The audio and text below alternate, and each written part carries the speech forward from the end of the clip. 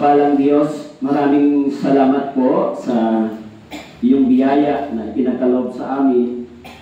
At kami ay ibinibilang po ninyo bilang inyong mga anak. Tinuturuan niyo po kami at sinasanay sa pamamagitan po ng inyong salita.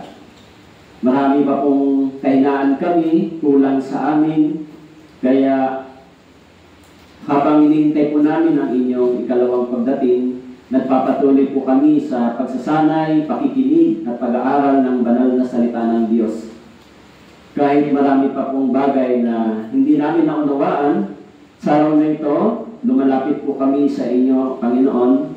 Linisin niyo po kami, buksan niyo po ang aming puso't isipan upang ang inyong salita ay malaya magturo sa amin, magbigay sa amin ng karunungan kung paano kami mabubuhay sa iyong harapan. Pagpalain niyo po ang araw na ito, Panginoon, maging ang aming pakikinig. Tulungan niyo po na maunawa namin ang inyong salita. At sa gabay po ng banal na Espiritu, siya po ang mamuna sa amin. Salamat po. Ito po ang aming dalangin sa pangalan ni Jesus. Amen. Okay? So kung may Bible po kayo, buksan po ninyo sa Kawikaan. Okay, aklat ng Kawikaan. Sa Lumang Tipan. Okay po. Chapter 3. So, babasahin po natin mula verse 1 hanggang verse 8. Ito po, Kawikaan, chapter 3. Okay, nandiyan na po kayo. Basahin po natin ang dahan-dahan mula verse 1 hanggang verse 8. 3 to 1.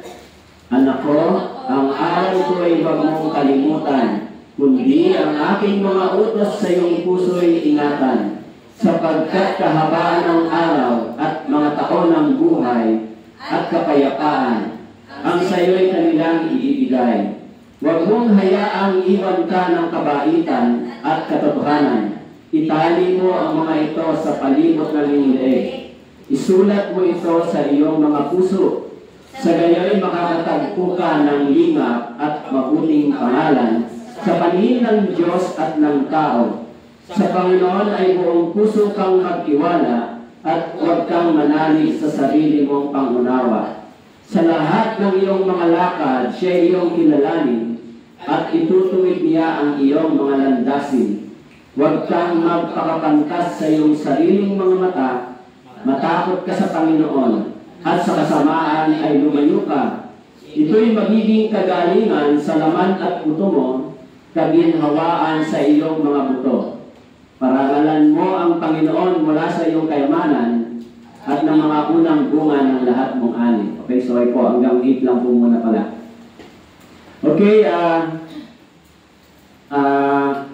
tingnan po natin kung ano ang aral na matututunan po natin dito sa aklat ng Kawikaan. Okay.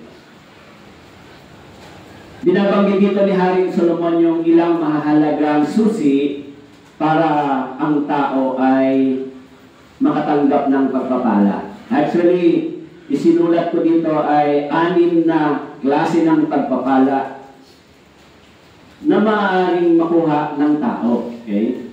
Hindi lang naman itinuturo ng Biblia yung tungkol sa pagsasakripisyo, tungkol sa pagbibigay. Dito, binanggit ni Haring Solomon yung 6 na klase na pwedeng matanggap ng tao na pagpapala ng Diyos. Okay? Dito sa chapter 3, mapapansin po natin dito binabanggit yung anak ko. Tama po? Okay? Binanggit dito yung salitang anak. Actually, yung aral na ito ay pwedeng maihalin tulad natin sa magulang na may banal na prinsipyo.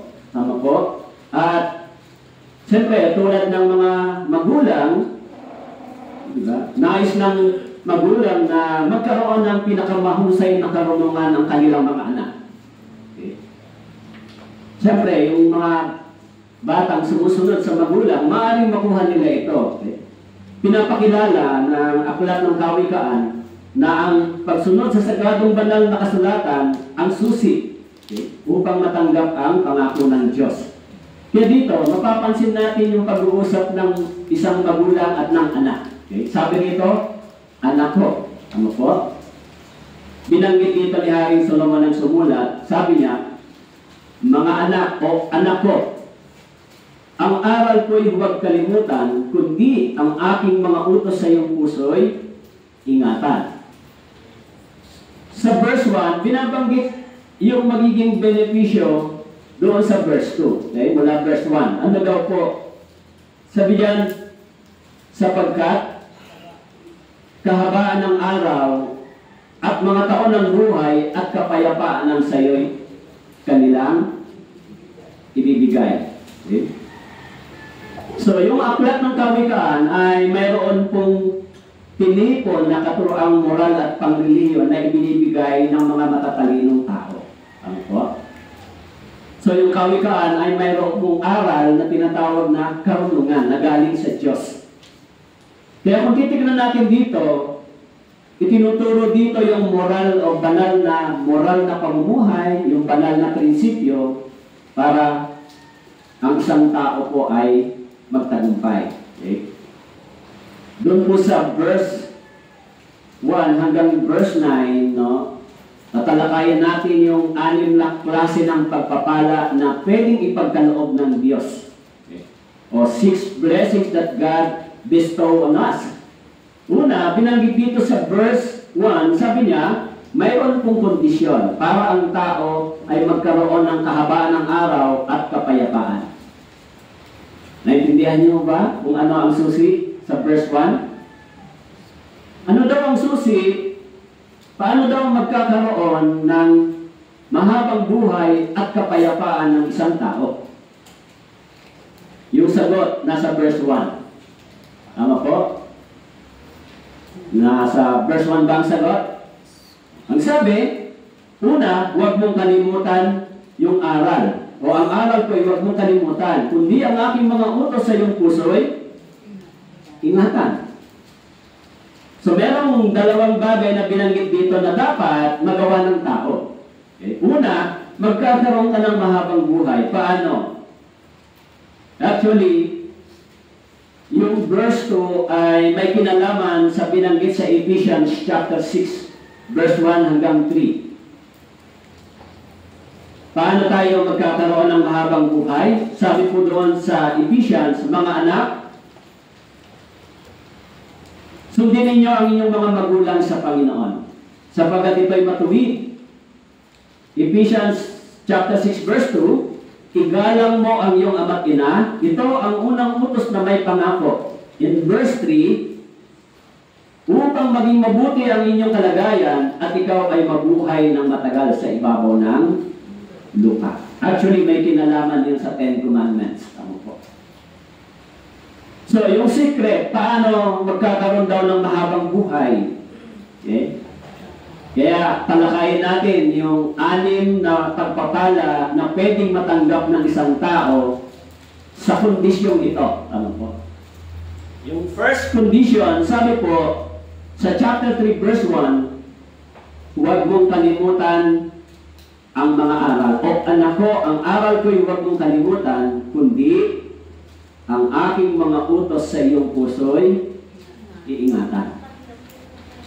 So may binanggit dito. Actually, pag sinabing huwag kalimutan, ito ay isa-isip dapat. Tama po? Laging alalahanin. Tama po? Pag sinabi niya, huwag mong kalimutan, lagi mong alalahanin, lagi mong isipin, kaya sinabi ng Bible, sinabi po kay Josue, bilid-biliin mo ang salita ng Diyos. Huwag mong kalimutan yung aral. Okay? Kaya ano ba yung ibig sabihin ng huwag kalimutan sa Bible? Actually, sa spiritual na kaalaman, yung mind o yung ating isipan ay hindi bahagi ng ating brain. Sa spiritual meaning. Okay? Kasi mula sa isip, nagbibigay sa atin ang kakayahan na nagpapahintulot para magkaroon tayo ng katwiran, idea, o pagpapasya mula sa ating isipan. Tama po? Kaya yung Proverbs o yung kawikaan ay itinuturing na aral ng isang taong pantas o marunong sa mga taong nakikinig. Tinatawag itong isang karunungan. Ano ba yung mind sa Biblia? Actually, yung mind ay hindi bahagi ng ating katawan o brain. Okay? Kaya doon sa Philippians chapter 4 verse 8, binanggit po, kahuli-ulihan, mga kapatid, anumang bagay na totoo, anumang bagay na kagalang-galang, anumang bagay na matuwid, anumang bagay na malinis, anumang bagay na kaibig-ibig, nararapat papurihan, ay isipin ninyo ang mga bagay na ito. So, binanggit dito, ano ba yung mga bagay na dapat isipan ng isang tao? Kadalasan, hindi ba, pagka tayo ay maraming iniisip, nawawala yung ating peace of mind. Tama po? Pag marami tayong alalahanin sa ating isipan, hindi tayo nakakatulog. No? Kaya mahirap matulog pag marami kang iniisip. So, kung ang ating isipan ay hindi po ginagabayan ng banal na prinsipyo o banal na salita ng Diyos, ang ating isipan ay maaaring magamit ng dyablo.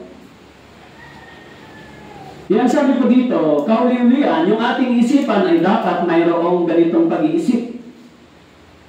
Sabi po, kagalang-galang, matuwid, malinis, kaibig-ibig, kagalingan, ito yung mga bagay na dapat na iniisip ng isang tao.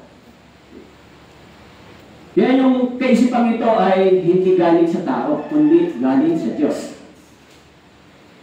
Kaya sa James chapter 3 verse 17, binanggit po, ngunit ang karunungang buhat sa itaas ay may malinis, unay malinis, saka mapagpayapa, banayad, mapagbigay, puspos ng kaawan, mabubuting bunga, walang pagtatangi, walang pagkukunwari.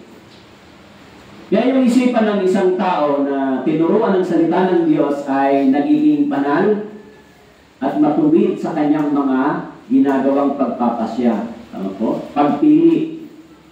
Dahil yung salita ng Diyos ay nagbibigay sa atin ng karunungan kung paano tayo magpapasya. Yung sinabi ni Haring Solomon, anak ko, sabi niya, ang aral ko ay huwag mong kalimutan, kundi ang aking mga utos sa iyong puso'y ingatan. Pag sinabing huwag mong kalimutan, dapat mo itong laging alalahanin sa iyong isipan. Okay? Hindi lamang yun, sabi niya, ang aking mga utos sa iyong puso. Iingatan mo ito. Kaya, yun yung bilin ng Diyos sa mga Israelita, na dapat ito ay ingatan mo. Kaya may tatlong bagay na mahalaga dapat tayong maintindihan pag binabasa natin yung Biblia. Yung una, ano ba ang ibig sabihin nito? Tama po? Ano yung sinasabi ng Biblia? At ano yung ibig sabihin nito, araw nito para sa akin? Pangatlo, paano ko ito maisa sa buhay? Ano po? Yung una, yung sinasabi nito, ano pa ang aral na sinasabi sa akin ng salita ng Diyos? Pangalawa, ano ba ang ibig sabihin nito para sa akin? At pangatlo, paano ko ba ito maisa sa buhay? Okay. Kaya yung kawikaan ay mga practical na aral ni Haring Solomon. Kaya binanggit dito, anak ko, ang aral ko ay huwag mong kalimutan, kundi ang aking mga utos sa iyo, puso'y ingatan, sapagkat kahabaan ng araw at mga taon ng buhay, at kapayapaan ng sayo'y kanilang ibibigay.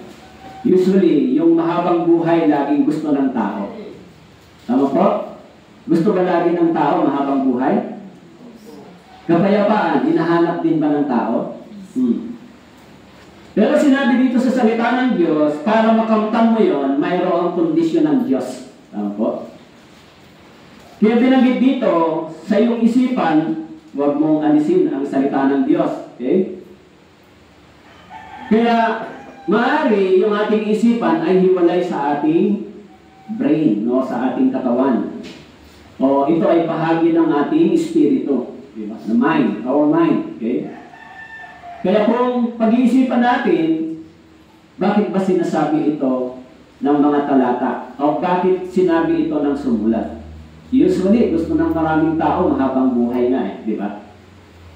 Kaya sinabi niya, ang aral ay huwag mong kalimutan. Ilagay sa iyong pag-iisip. Kaya meron tayong ginagawang memory verse. Tama po? Nagme-memory verse po ba kayo? Hindi, nagbabasa kayo I hope na next year, sinasabihan ko si Brother Robert, turuan kayo mag-memory verse, pero siya mauna.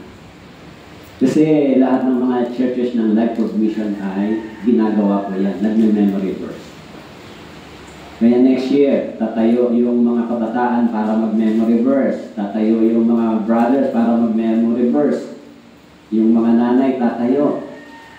Siguro nagpaplano na kayo. Naku, next year, di ako masyadong pupunta ng Sunday, may memory verse na.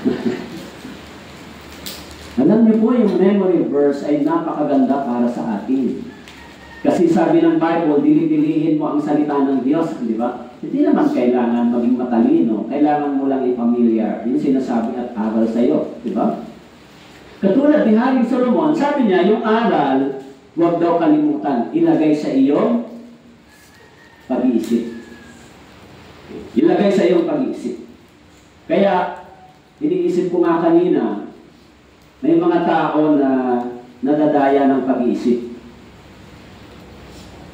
Halimbawa, hindi ba, pag sinasabi mong ligtas ka, tama po? Minsan, may nagsasabing, naligtas ako naunawaan ko yung ebanghelyo.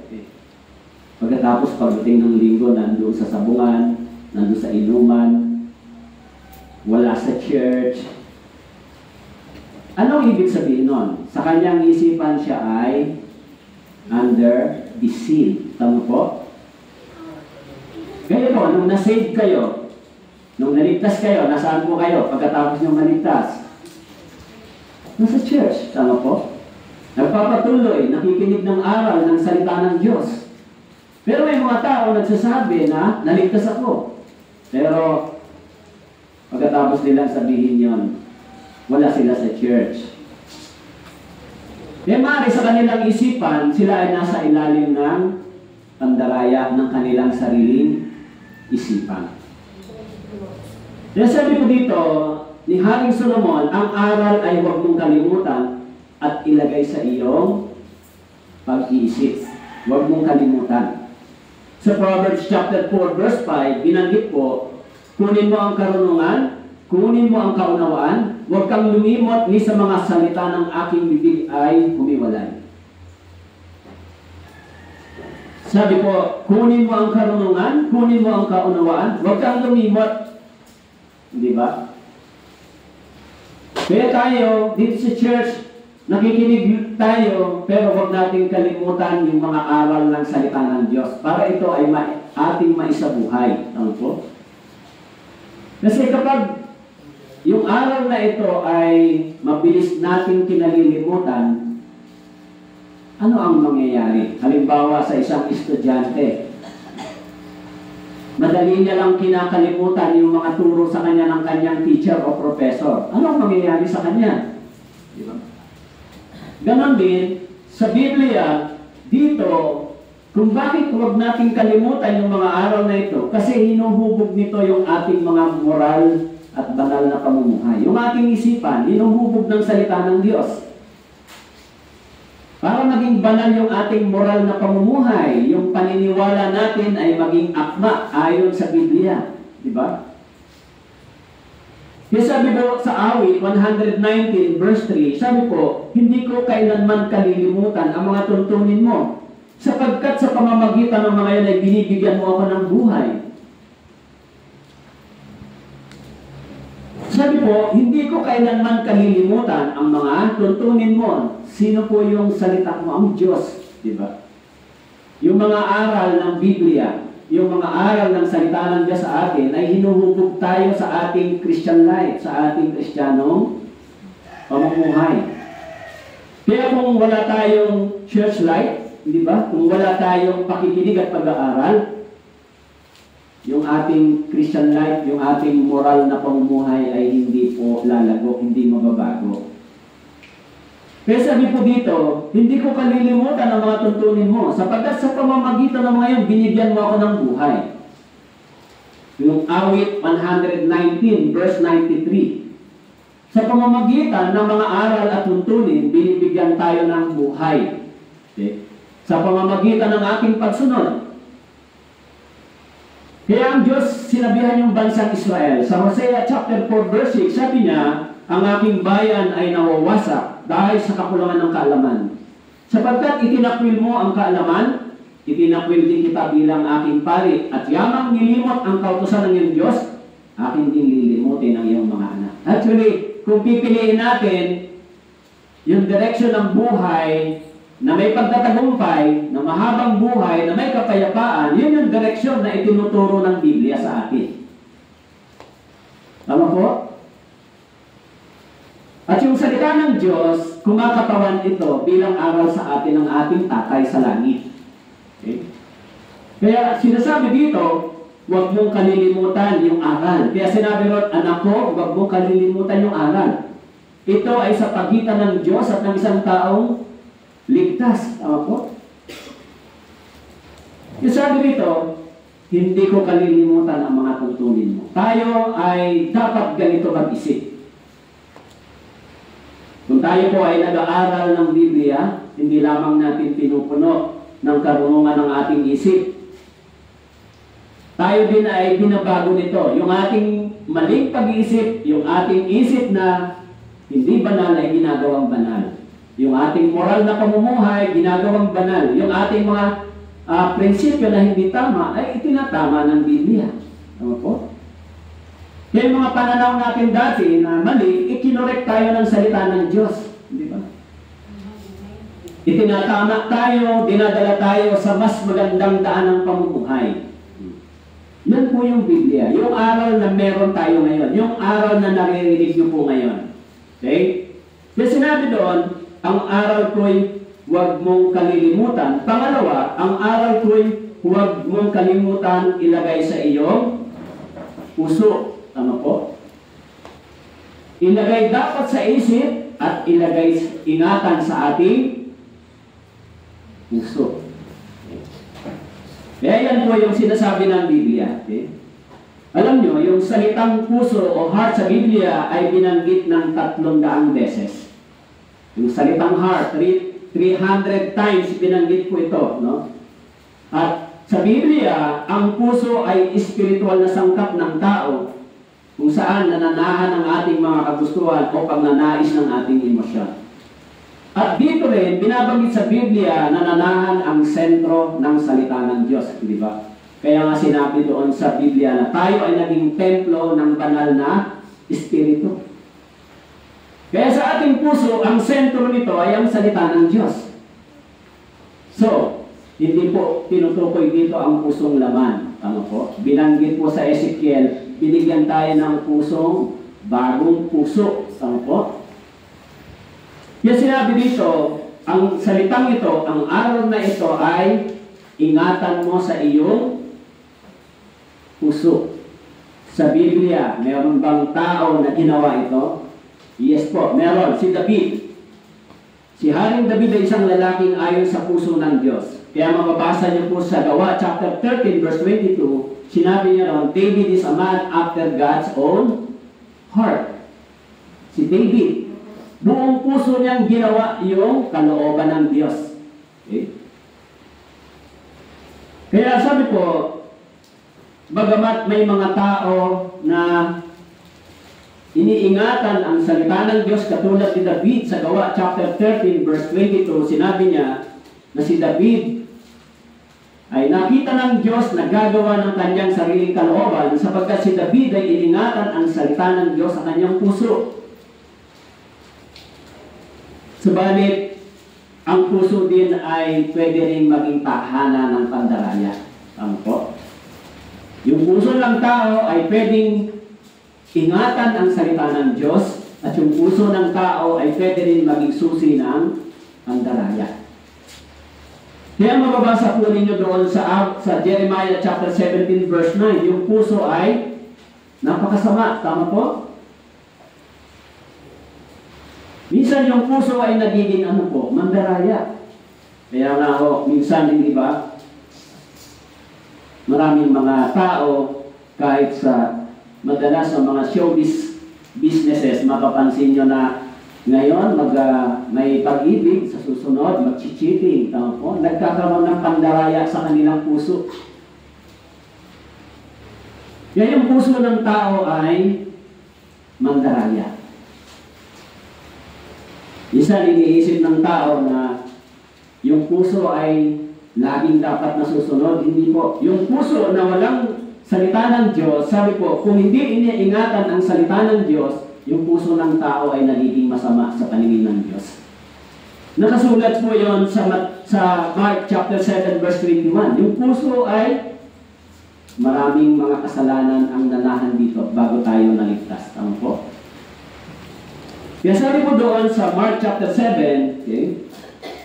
Marcos chapter 7, verse 21,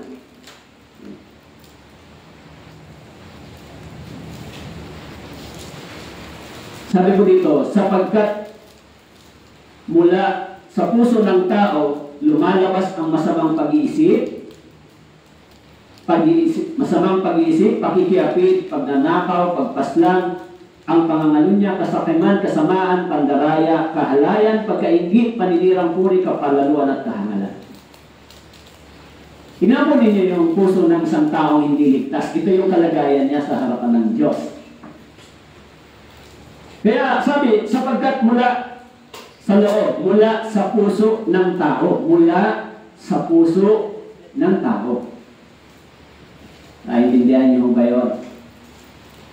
Bago po tayo maligtas, ganito ang kalagayan ng ating puso. Tama po? Sabi, yung ating puso ay may masamang pag-iisip, pakikiapid, pagnanakaw, pagpaslang, pangalunya, kasakiman, kasamaan, pandaraya, kahalayan, pagkaingit, paninirang puri, kapalaluan at kahangalan. Ganito dati yung ating puso. Tama po? Marumi sa paningin ng Diyos.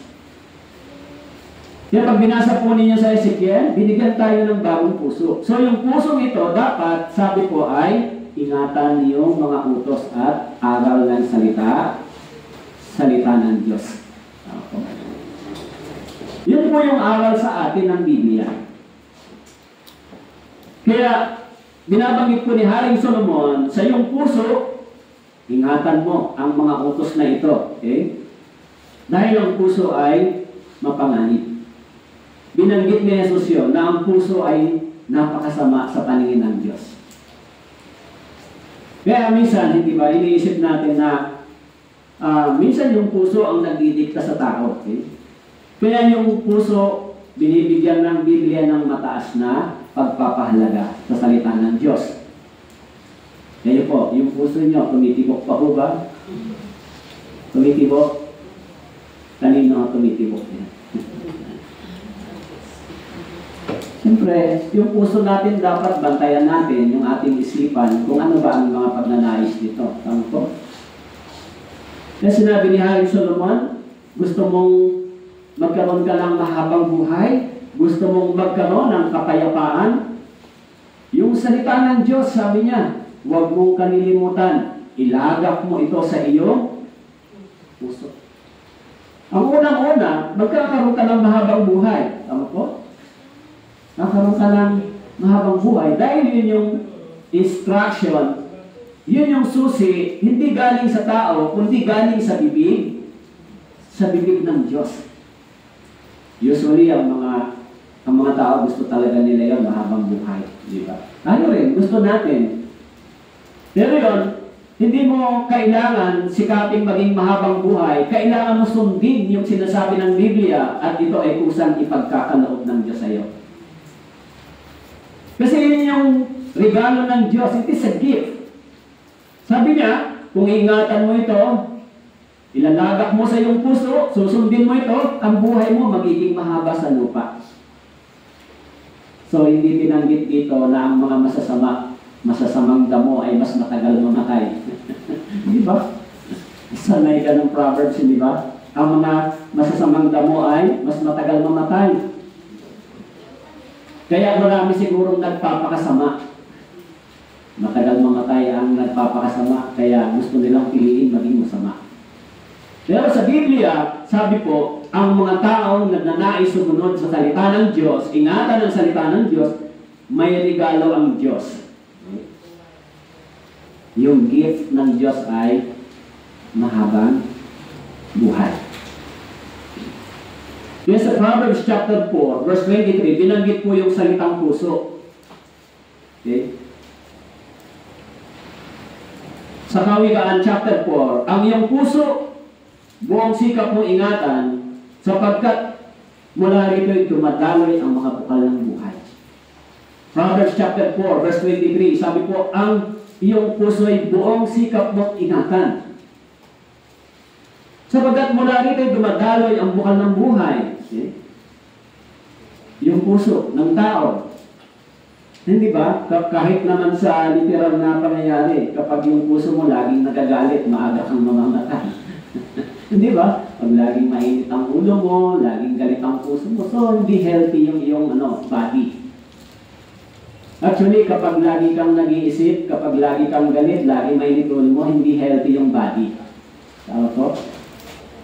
Minsan, yun ang nagbibigay sa iyo ng maraming stress, pagbagsak ng immune system, paghina ng health natin, di ba?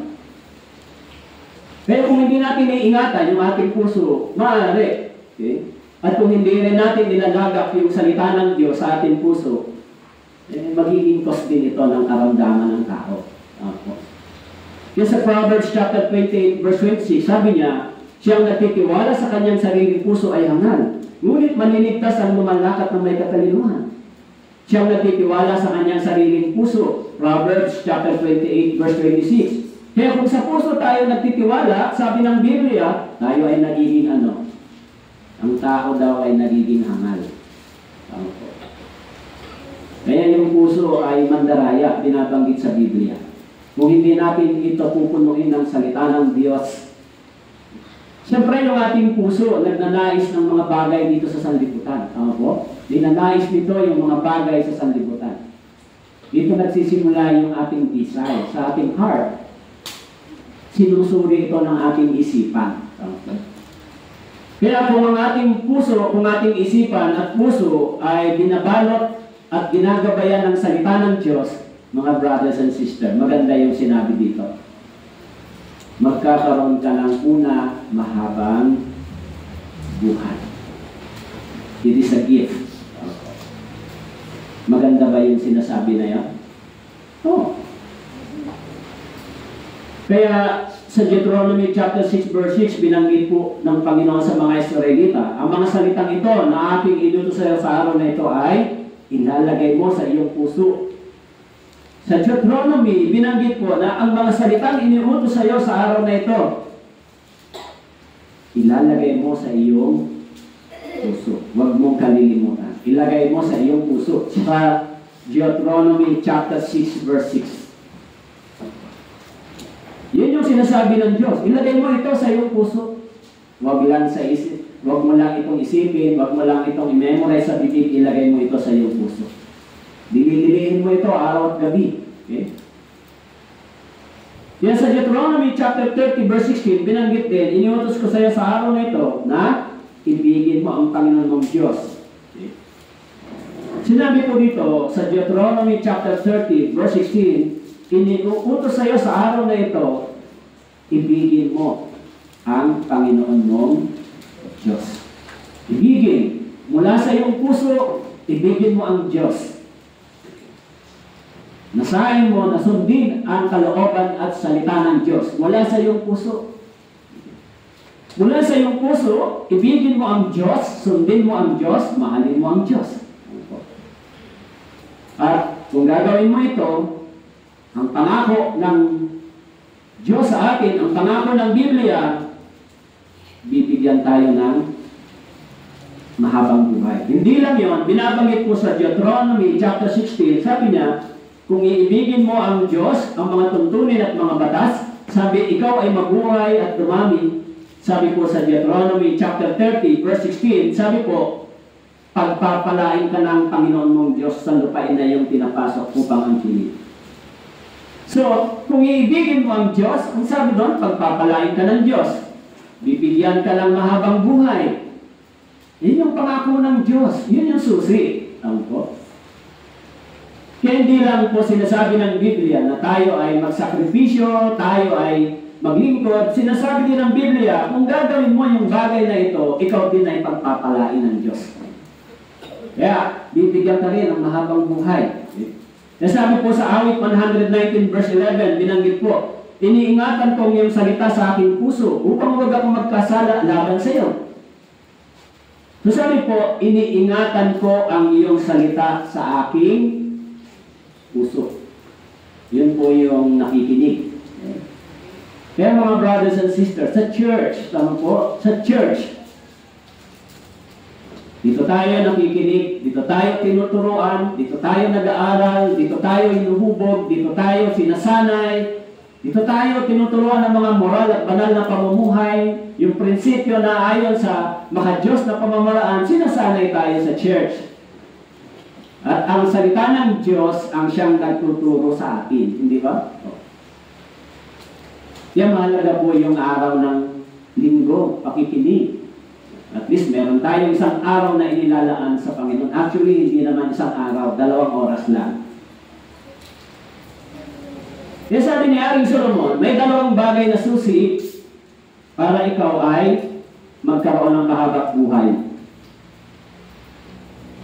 At magkaroon ka ng kapayapaan. Sabi, dapat mong ingatan, dapat mong huwag kalimutan ang salita ng Diyos. Okay? Sa Proverbs chapter 3 verse 3, sabi po, huwag mong hayaang iwan ka ng kabaitan at katotohanan, itali mo ang mga ito sa palibot ng iyong leeg, isulat mo sa iyong puso. In verse 4, sa gayon, makakatagpo ka ng lingap at mabuting pangalan sa paningin ng Diyos at ng tao. Pangatlo, sabi po dito, meron ka ng mahabang buhay, meron kang kapayapaan. Ang sabi po dito, huwag mong hayaan iwan ka ng kabaitan at katotohanan. Bakit daw sinasabi po ito? Bakit po sinabi ito ng salita ng Diyos? Yung sagot nandoon na naman sa verse 4. Ano daw ang matatagpuan ng tao? Makakatagpo ka ng lingap at mabuting pangalan sa paningin ng Diyos at ng tao. Actually, sa English version, binabanggit dito, God's favor and man's favor. Huwag mong hayaang iwan ka ng kabaitan at katotohanan. Ibig sabihin, ito ang dapat mong tatandaan at gagawin. Tama po? Dapat maging mabuti kang tao, gumawa ka ng mabuti sa harapan ng Diyos, at yung katotohanan ay dapat mong gawin. Sabi po dito, sa gayon, makakatagpo ka ng lingap at mabuting pangalan sa paningin ng Diyos at ng tao. Ito po yung pangatlo. Okay? Gusto natin makatanggap ng favor galing sa Diyos. Favor galing sa tao. Okay? Actually, yung awa at katotohanan ay nagmumula sa Diyos na dapat maging bahagi natin sa panlabas na pag-uugali. Dapat ito maging bahagi ng ating panlabas na pagkatao, panlabas nating pag-uugali. Okay? Para ano daw po, upang makita ng lahat bilang isang palumuti na espiritual na kagandahan at sa loob bilang paksa ng pagmumuni-muni, ang gayong panlabas na awa at katotohanan ay katibayan na bunga ng ating kaligtasan. Okay. Sabi po rito, huwag mong kalimutan yung awa at katotohanan o mabubuting bagay na dapat nating ginagawa. Dapat tayong maging mabuting tao, mahabagin, gawin natin yung katotohanan sapagat yun ang araw ng salita ng Diyos. Kung ganon, sabi po, magkakaroon ka ng favor sa paningin ng Diyos at ng tao. Alam niyo, maraming tao na gumagawa niyan, mga philanthropist. Tama po? Sila tulong ng tulong. Minsan, yung mga taong gumagawa niyan ay hindi born again. Tama po? Minsan, tulong sila ng tulong, bigay sila ng bigay, nagkakaloob sila sa mga agency, nagbibigay sila sa mga nangangailangan. So, sa paningin ng tao, nagkakaroon sila ng favor. Wow, ang buti naman niya, mabait siya, matulungin siya, tama po? Ito yung mabuti sa paningin ng Diyos. Okay? Kaya sabi po, huwag mong kalimutan ang habag at ang katotohanan at ang mabuting bagay na dapat ito ay lumabas sa ating pagkatao o pag-uugali. Ito po yung aral ng salita ng Diyos sa verse 3 and 4. Kaya sa Jeremiah chapter 31 verse 33, sabi po, ngunit ito ang tipan na aking gagawin sa sambayan ng Israel. Pagkatapos ng mga araw na yon, sabi ng Panginoon, ilalagay ko ang aking kautusan sa kanilang kalooban at aking isusulat iyon sa kanilang mga puso. Ako'y magiging kanilang Diyos, sila'y magiging aking bayan. At hindi natuturuan ng bawat isa sa kanila ang kanyang kapwa, ang bawat tao, ang kanyang kapatid na magsasabi, kilalanin mo ang Panginoon. Sapagkat ako'y nakikilala nilang lahat mula sa pinakahamak sa kanila hanggang sa pinakadakila. Sapagkat patatawarin mo ang kanilang kasamaan at ang kanilang kasalanan ay hindi ko naalalanin pa, sabi ng Panginoon. Okay? Maging ang Diyos, binabanggit dito, yung katangian ng Diyos ay mayroon siyang katangian pagiging mahabagin. Tama po? At yung katangian at pagkatao o pagiging bahagi ng karakter ng Diyos ay yung truth, yung katotohanan, yung mabuti, kabutihan ng Diyos. Actually, yung kabutihan ng Diyos ay ating nararanasan. Okay? Ano ba ang ibig sabihin ng makatagpo ka ng lingap at mabuting pangalan sa paningin ng Diyos at ng tao? Meron bang halimbawa ito sa Biblia? Okay? Actually, sa Biblia, maraming mga tao na nakatanggap ng ganitong klase ng favor galing sa Diyos. Nabasa niyo ba? May nabasa ba kayong mga ganitong tao nakatanggap ng mga ganitong favor dahil sa kanilang pananatili, dahil sa kanilang pag-iingat ng salita ng Diyos? Unang-una, sa Genesis, may isang tao na tumanggap ng kalinga ng Diyos. Alam niyo po kung sino po ng favor? Si Jose. Kilala niyo ba si Jose? Ha? Kilala niyo po si Jose? Hindi po si Joselito. Si Jose. Kilala niyo si Jose? Baka hindi pa ako kayo nagbasa ng Old Testament. Isa sa pinakamagandang story sa Biblia ay tungkol kay Jose. Actually, pag binasa niyo po yung istorya ni Jose, hindi binanggit doon na siya ay nagkasala sa Diyos. Dahil sa Genesis chapter 39 verse 2, sabi po, nang si Jose ay pinagbili ng kanyang mga kapatid, si Jose ay nakatanggap ng favor mula sa paningin ng Diyos. Sabi po doon sa Genesis chapter 39 verse 2, ang Panginoon ay naging kasama ni Jose. Siya ay naging lalaking maunlad. Siya ay nasa bahay ng kanyang among taga-Hito.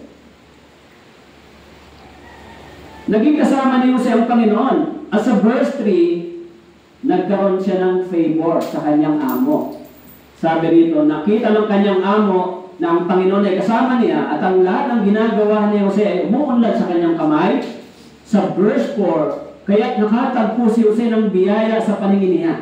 Ginawa niya ang kanyang katulong, ipinamahala niya kay Jose ang bahay niya at ang lahat niyang pag-aari ay inilagay sa kanyang pangasiwa. Okay? So, mula sa paningin ng Diyos, si Jose ay nakatanggap ng favor. Hindi lang sa paningin ng Diyos, kundi sa paningin ng tao. Okay? Kaya binanggit dito, si Jose ay tumanggap ng favor. Ginawa siyang katiwala sa bahay ni Potiphar. Tama po. Nakita sa kanya ni Potiphar, ang tao nito ay sinasamahan ng Diyos. Ang tao nito ay mabuting tao, mapagtitiwalaan. Kaya siya, nakatanggap siya ng favor. Bakit po? Sapagkat si Jose ay mayroong pag-ibig, pagkatakot, at pagsunod sa salita ng Diyos. Iningatan niya yung salita. Kaya nang siya ay binenta sa Ehipto, binigyan po siya ng favor ng Diyos. Hindi lang favor ng Diyos, kundi favor ng tao. Kaya sabi po doon sa Genesis chapter 39 verse 2, si Jose daw po ay si Jose ay naging kasama ng Panginoon o ang Panginoon ay naging kasama ni Jose. Okay? Kaya dahil sa kanyang pagiging mabuting tao, sa kanyang pagnanais na ingatan ang salita ng Diyos, ang Panginoon ay naging kasama ni Jose. Kapag kayo po ay ganito ang inyong pagnanais, pag iningatan natin yung salita sa ating puso, kapag naging mabuti tayong tao sa harapan nito, sa paningin ng Diyos, kapag tayo nahahabag sa mga tao ito, ang sabi po dito, magkakaroon din tayo ng favor sa paningin ng Diyos. Kaya, sa verse 3, nakita ng amo na ang Panginoon ay kasama niya. Nakita ni Potiphar, kasama niya sa iyong Panginoon. Kaya sabi niya, ang taong ito mapagtitiwalaan. Ang taong ito ay pwedeng bigyan ng malaking tungkulin. Okay? Kaya sabi po, lahat ng ginagawa ni Jose umunlad sa kanyang kamay. Yan yung ating kamay, di ba? Kaya sabi po doon sa verse 4, kaya nakatagpo si Jose ng biyaya sa paningin niya at ginawa niya kanyang katulong. Ipinamahala niya kay Jose ang bahay niya, ang lahat niyang pag-aari. Pinamahala kay Jose. Pinagkatiwala sa kanya. Siguro, alam niya si Potiphar ay isa sa mga pinakamataas na may position sa panahon na yun ng Egypt. Tama po? Kumbaga, malapit siya sa Pharaoh. May position si Potiphar. Pero si Jose, mula sa pagiging alipin, binili siya. Mula doon, pinagtiwalaan siya sapagkat si Jose, ang sabi po, iningatan niya yung salita sa kanyang puso. Hindi nagkasala si Jose. Alam niyo ba yung temptation sa kanya sa bahay ni Potiphar? Nabasa niyo po? Araw-gabi, yung asawa ni Potiphar, tinukso siya, pero dahil si Jose ay may takot sa Panginoon. Napunta siya sa kulungan, naging prisoner siya, pero hindi siya nalimutan ng Diyos. Binigyan siya ng Diyos ng karunungan para i-interpret yung panaginip ng Paraon at yung reward sa kanya, yung gantimpala sa kanya, inilagay siyang isa sa pangalawa sa Paraon, pinakamataas na tao sa buong Egypt. Yun yung reward. Yun yung gantimpala ng Diyos sa kanya. Bakit po? Dahil sa kanyang pagkatakot at katapatan sa Diyos. Kaya doon sa Genesis chapter 39 verse 21, subalit kasama ni Jose ang Panginoon, nagpakita sa kanya ng tapat na pag-ibig. Pinagkalooban siya ng biyaya sa paningin ng bantay at bilangguan. Okay? Pagdating sa bilangguan, ipinamahala ng bantay sa bilangguan sa pangangalaga ni Jose ang lahat ng mga bilanggo. So mula sa bahay ni Potiphar, siya ay pinagbintangan, ikinulong siya sa kulungan, doon din pinagtiwalaan ulit siya. Kaya, yun yung reward, yung gantimpala sa katapatan ni Jose. Okay? Sumunod, kilala niyo ba yung sa panahon ni King Nebuchadnezzar, inihagis sa lion's den. Kilala niyo po? Sino po siya? Si King Nebuchadnezzar? Si Daniel. Tama po? Si Daniel ba? Nagkaroon ba siya ng favor sa paningin ng Diyos? Yes. Actually, nang binigyan siya ng pagkain ng hari, sinabi niya, huwag mo ko bigyan ng pagkain na to, yung pagkain galing sa hari, bigyan mo lang ako ng gulay. Tama po? Vegetable. Yun lang, yung pagkain. Tapos, pagtapatin mo kung sino yung mas malusog tignan, kumakain ng pagkain ng hari, at saka kumakain ng gulay. Parang gusto ko lagi kumain ng gulay dito. So, sabi ng mga nag-alaga sa kanya, mas malusog siya tignan kung kahit na gulay lang ang kanyang kinakain. At si Daniel, nang siya po ay pinagkaisahan, nang siya ay inihagis doon sa yungib na kulungan ng mga leon, hindi siya kinain ng leon, hindi siya kinagat. Tama po? Bakit po? Sapagkat sa paningin ng Diyos, ang sabi doon, tumanggap siya ng lingap. Yan sa Daniel chapter 1 verse 9, sabi po, pinahintulutan ng Diyos na si Daniel ay tumanggap ng lingap at habag mula sa pinuno ng mga eunuko.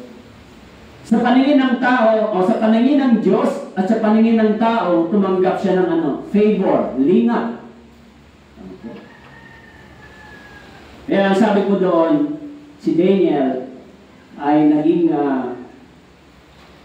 isang kilala sa panahon ni King Nebuchadnezzar at siya ay nilagay bilang sa pinakamataas na pantas sa panahon ni Haring Nebuchadnezzar. Nagkaroon siya ng favor sa paningin ng Diyos at ng tao. Bakit po? Yung susi sapagkat sila ay lumakad sa salita ng Diyos. Paano naman tayo? Ikaw at ako. Paano naman po kayo? Meron ba tayong favor na pwedeng makuha kung gagayahin natin sila? Meron ba sa Bible? Nakalagay po sa Biblia, sa Acts chapter 2 verse 47, sabi po rito, yung mga naunang na-born again, nagkaroon din sila, nakatanggap din sila ng favor sa paningin ng Diyos at ng tao. Sabi po na nagpupuri sa Diyos, Acts chapter 2 verse 47, at nagtatamo ng lugod sa lahat ng tao, at idinaragdag sa kanila ng Panginoon araw-araw ang mga naliligtas. Okay? Sabi po rito, nagtatamo ng lugod sa lahat ng tao, nagpupuri sa Diyos, at nagtatamo ng lugod sa lahat ng tao. Ang Diyos din ay nagalak sa iglesia. Ano po? Ang iglesia ay nagkaroon din ng favor sa paningin ng Diyos at ng tao. Of course, bakit po nangyari yun? Sapagkat iningatan din nila yung salita, yung mga aral na ito. Kaya sabi po, dinaragdag sa kanila ng Panginoon araw-araw ang mga naliligtas. Hindi ba? Kung tayo ay hindi magiging maawain, kung tayo ay hindi magiging mabuting tao bilang isang Kristiyano, napakahirap mag-akay ng kaluluwa papalapit sa harapan ng Diyos. Okay? Kung tayo po ay hindi magiging mabuting tao, hindi natin iingatan ang salita ng Diyos, hindi natin ito ilalagay sa ating puso, mga brothers and sisters, ito ay kasalungat na nangyari sa Biblia. Hindi tayo makakatanggap ng favor at hindi rin tayo gagamitin ng Diyos. Kung hindi tayo magiging mabuting Kristiyano, kung hindi tayo mahabagin sa mga kaluluwa, hindi tayo gagamitin ng Diyos.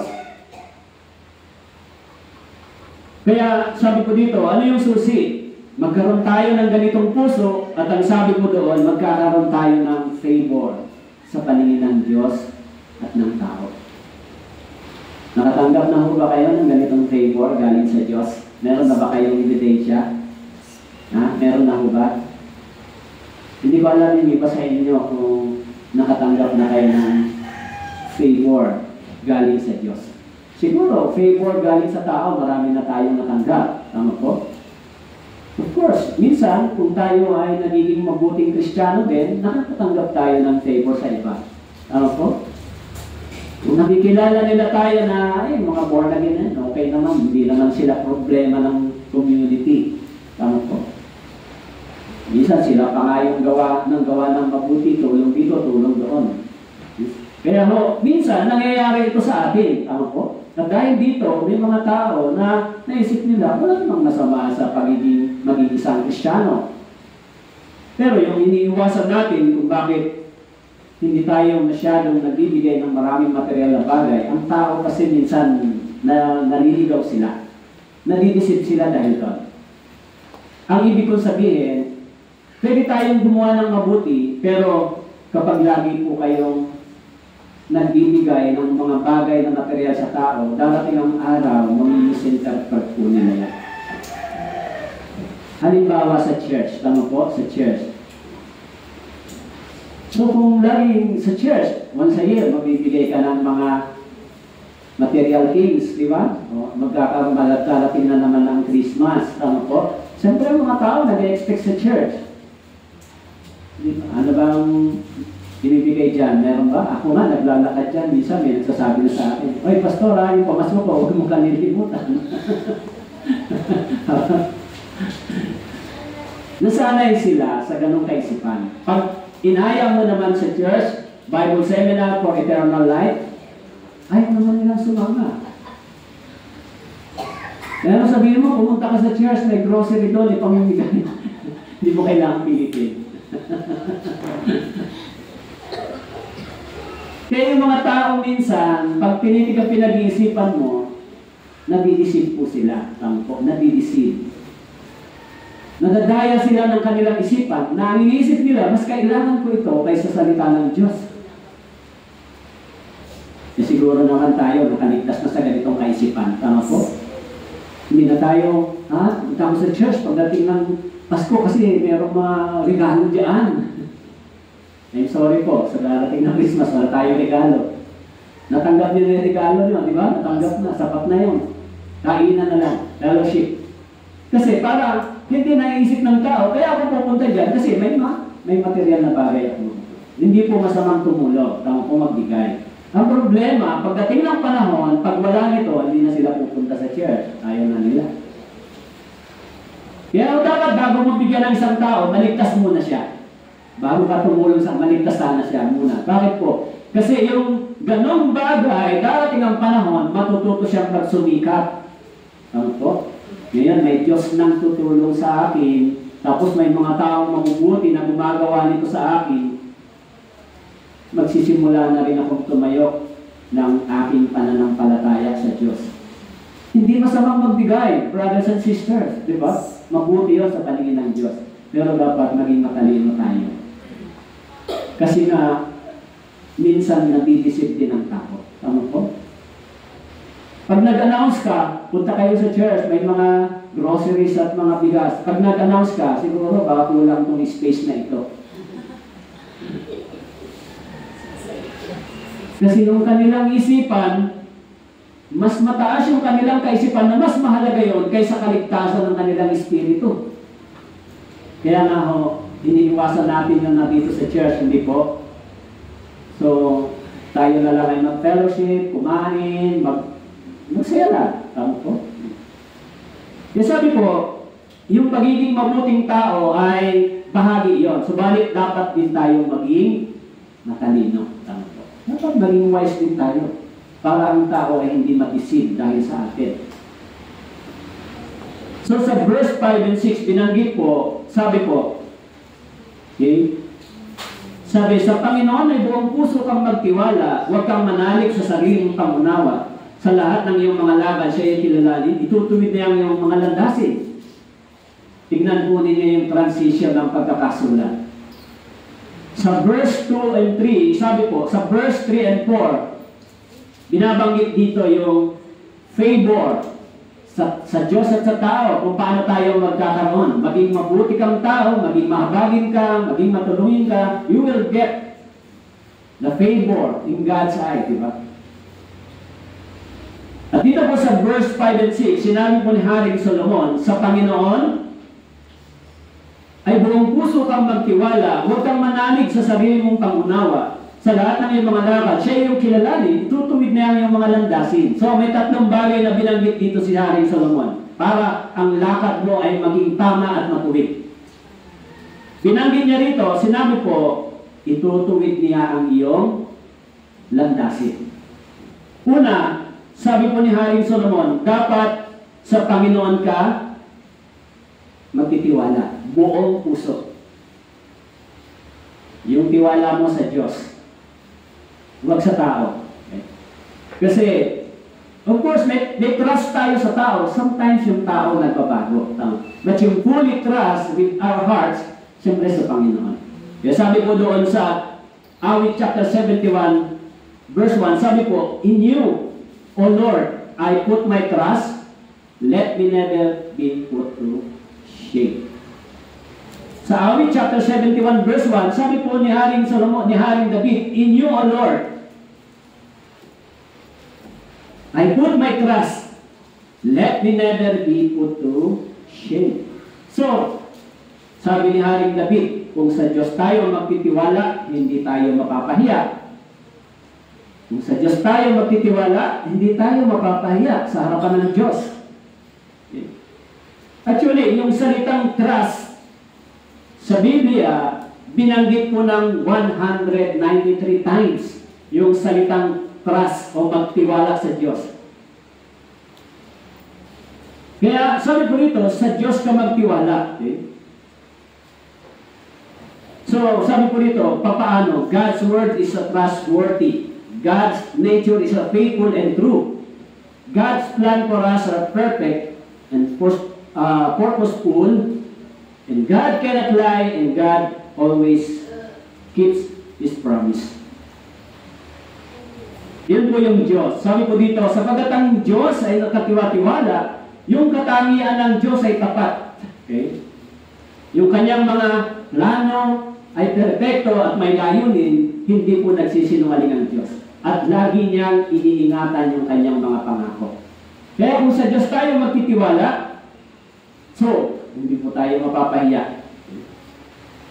Kaya sabi po dito, dapat natin isipin. Kaya, maging yung mga tao sa lumang tipan ay sa Diyos sila nagtiwala.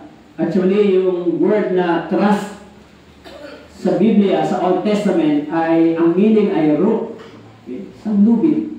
Na pwede mong pagtiwalaan, di ba? Kaya pag yung itinalim mo yung sarili mo sa lubid at itinalim mo, naniniwala ka na yan na hindi mapuputol. Tama po? Nagtitiwala ka na ito ay hindi mapuputol. Okay? Kaya, nagpo-provide ito ng security sa atin. Nagpo-provide ito ng safety. Yung pagtitiwala sa Diyos. Yan yung una. Sabi, magtiwala ka sa Diyos. Acknowledge His Lordship. The second is, sabi nito, lean not on your understanding. Huwag kang magtiwala sa iyong sarili. Pagtiwalaan yung meron tayo ngayon. Tama po?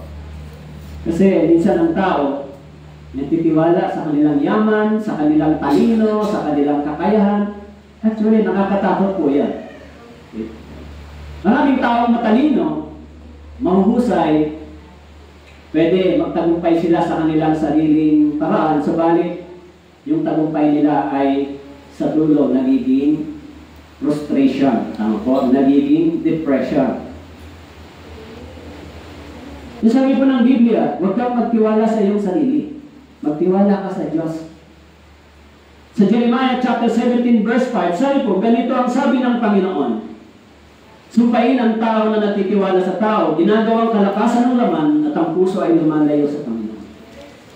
So once na nagtitiwala tayo sa ating sarili at nagtitiwala tayo sa tao, ang sabi po dito, ang puso daw natin ay lumalayo sa Diyos. Kaya nga sabi po dito, sumpain ang tao na nagtitiwala sa tao. Once na nagtitiwala daw ang tao sa sarili, lumalayo siya sa Panginoon. Ano, nandiyan pa mo kayo? Yes. Kaya nga sabi po dito, huwag kang magtiwala sa iyong sarili. Magtiwala ka sa Diyos. Magtiwala ka sa Diyos. So, sabi po doon sa awit 118 verse 8, higit na mabuti ang mga loob sa Panginoon kaysa magtiwala sa tao. Okay? Higit na mabuti ang mga loob sa Panginoon kaysa magtiwala sa tao. Actually, ang tao, nagkakaroon lang sila ng pusong tunay na nagtitiwala sa panahon ng kalamidad. Pag nakita niyo po yung panahon ng kalamidad, ang puso ng tao hindi humihiwalay sa Diyos. Laging tumatawag sa Diyos. Tama po? Sa panahon ng kalamidad. Laging sinasabi na, Lord, please Lord, patigilin mo ng bagyo. Lord, please Lord, wag dumaan dito ang baha. Lord, please Lord, wag po kami mawasa. Sa panahon ng kalamidad, ang puso ng tao ay hindi humihiwalay sa Diyos. Tama. Kaya, yun lang yung panahon na nagtitiwala sila sa Diyos. Pero pagkatapos nun, malilimutan na naman yun. Kaya sa mga Kristiyano, sabi po ng Biblia, huwag mong kalilimutan yung mga utos. Ilagak mo ito sa iyong puso. Okay. Pangatlo, sabi po, in all your ways, acknowledge Him. Kilalanin mo siya sa iyong mga lakad. Para yung iyong lakad ay kanyang ituturo ka sa daan na tama. Okay. Yung sa awit chapter 37 verse 5, sabi po, ipagkatiwala mo ang iyong lakad sa Panginoon, magtiwala ka sa Kanya at siya'y gagawa. So sabi po, ipagkatiwala mo ang iyong lakad sa Panginoon. Gusto mong maging matuwid at tama ang iyong lalakaran at direksyon, yun daw yung dapat na gawin mo.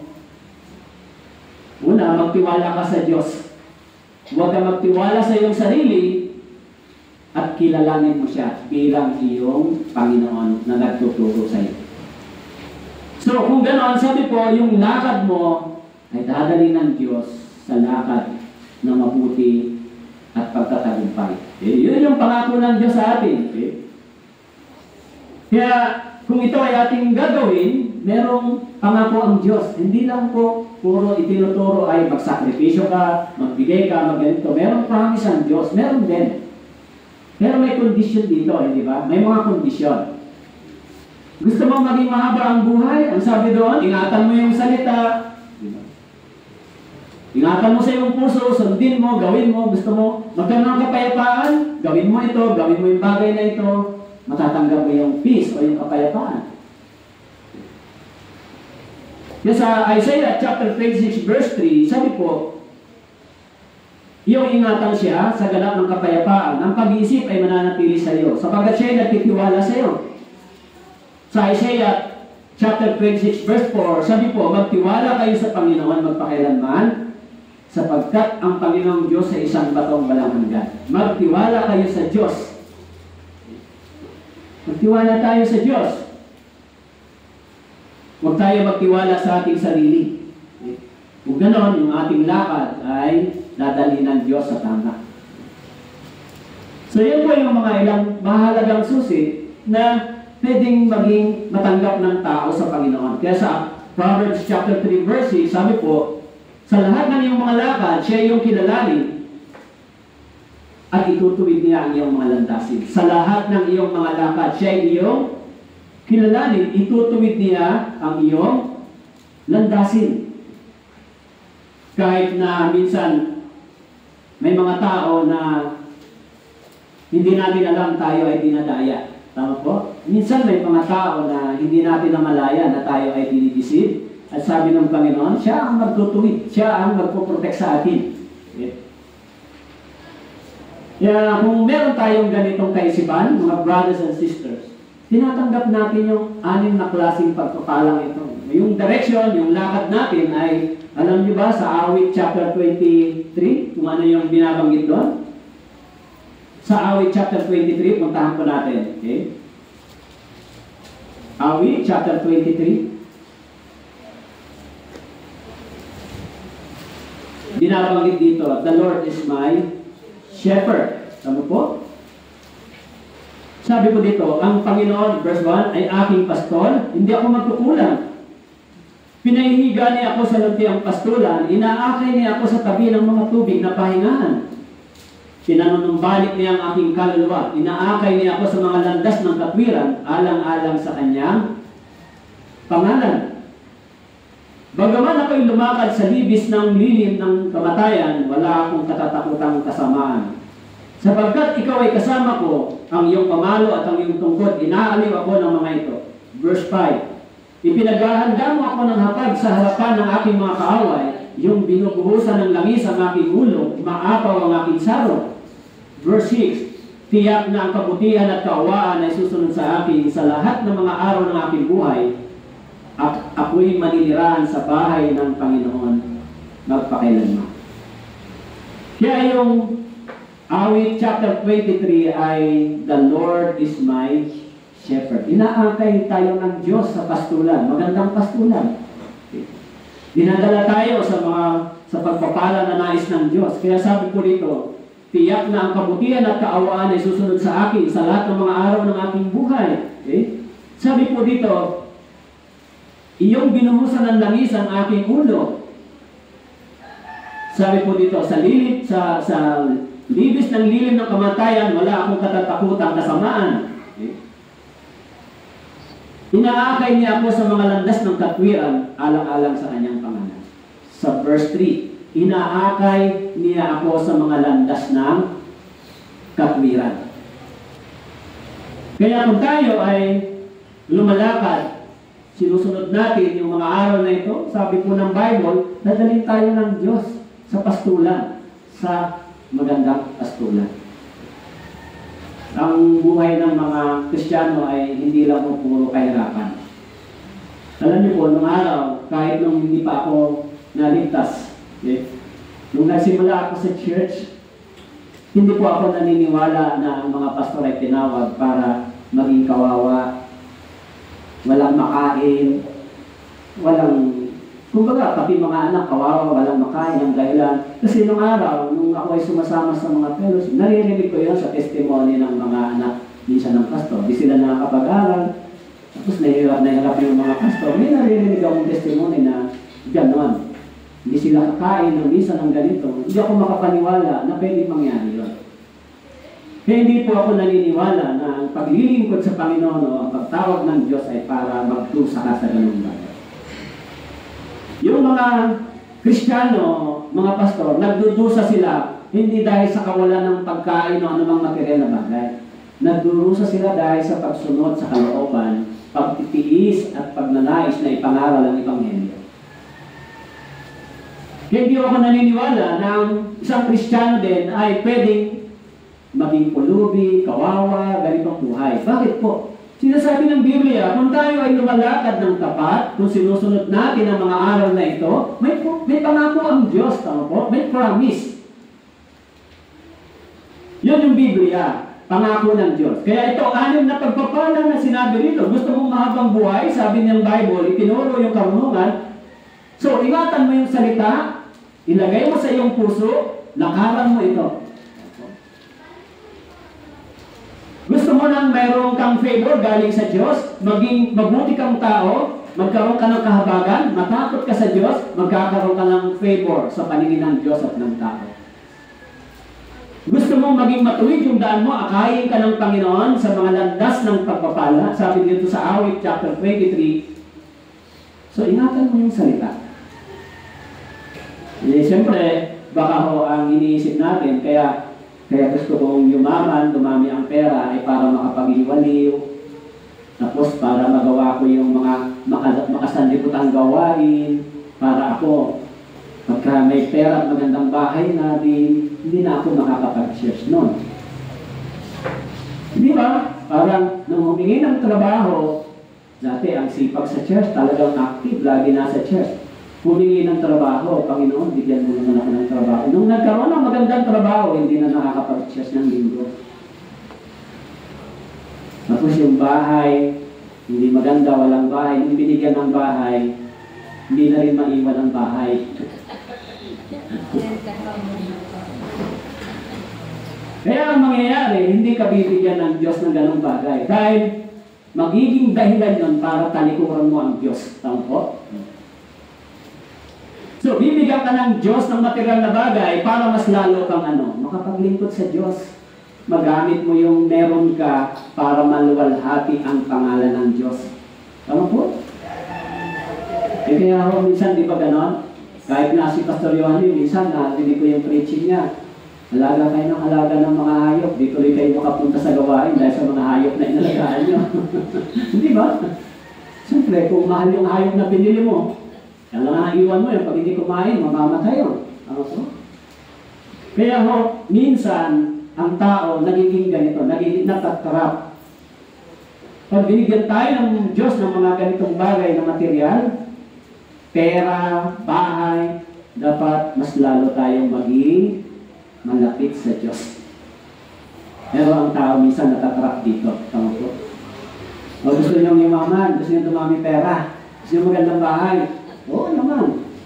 Pero, sana pag nagkabahay ka, makakapagsimba ka pa rin.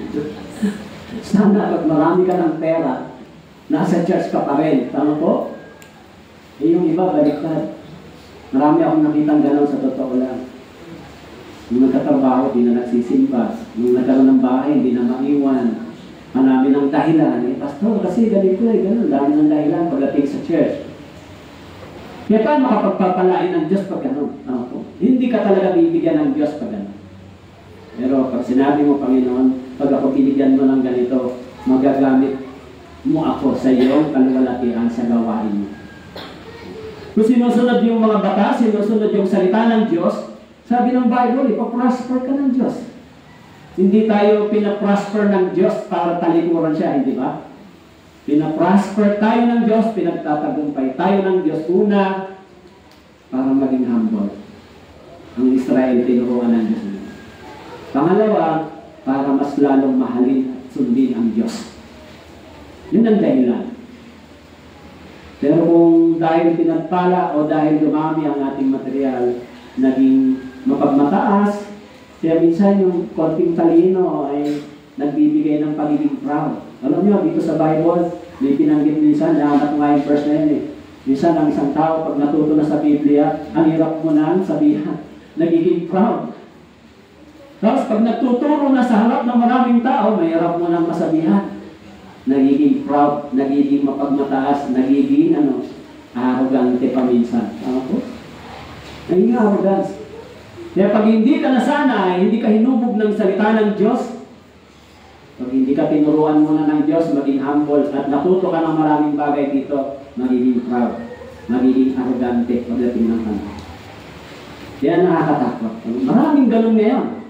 Nung nakahawak ng Biblia, nagturo na at tumayo na, dahil pinakikinggan at tinuturuan, nagiging arrogante, nagiging ma-pride. Actually, ang wisdom, ang karunungan ay parang palay dapat. Habang dumadami ang bunga mo, dapat ikaw ay yumuyuko sa harapan ng Diyos. Habang dumadami yung mga bagay na binigay ng Diyos sa iyo, dapat tayo maging bumaba.